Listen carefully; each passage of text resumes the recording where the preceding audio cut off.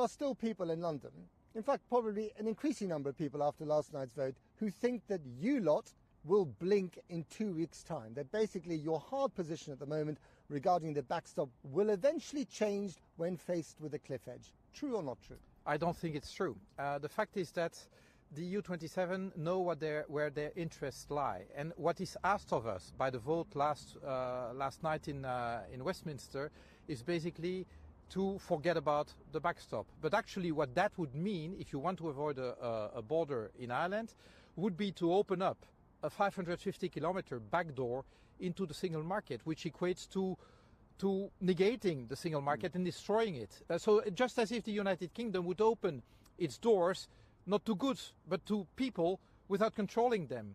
That cannot be accepted by the Europeans. So yes, no deal Brexit would have a cost for the Europeans, not just for the UK. But the cost of the destruction of the single market would be an order of magnitude bigger. Are you genuinely worried that the invisible border on the island of Ireland will become a kind of smuggler's paradise, that we're going to force chlorinated chickens on the European market, on the single market in the future? Well, if I have to listen to some of the hard Brexiteers, absolutely. I mean, the likes of Boris Johnson have basically done their utmost to destroy trust. They want to make the United Kingdom a paradise for multinationals, basically reducing social, environmental, health standards. And then they would like basically us to open that border without any checks. They must be out of their minds. Are you being a bit paranoid about that? Paranoid?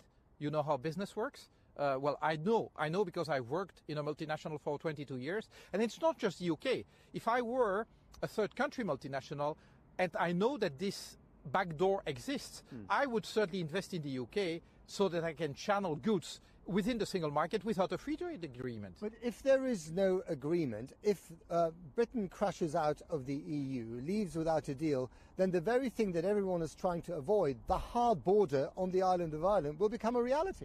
I know, but it's going to be the UK's fault. I mean, it was the UK's sovereign decision to say, okay, we quit, forgetting that actually the UK is bound by the Good Friday Agreement. And so if the UK removes one of the bases of the Good Friday Agreement, that is its membership of the EU, then it has to replace that with something else. And that something else is the backstop. But you're going to feel the pain as well, aren't you? I mean, you know, the German car industry is having a bad time at the moment. Germany's teetering on recession.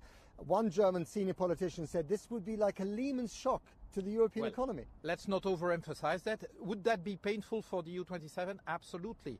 But again, destroying the single market would be even more harmful. It's really a question of, that's the calculus. And when people bank on us blinking, look at what happened with Greece. When we had the Greek crisis, ultimately what drove the decision was keeping the integrity of the monetary union. This time it's going to be the integrity of the single market. In 5 seconds, is a no-deal scenario now the most likely, yes or no?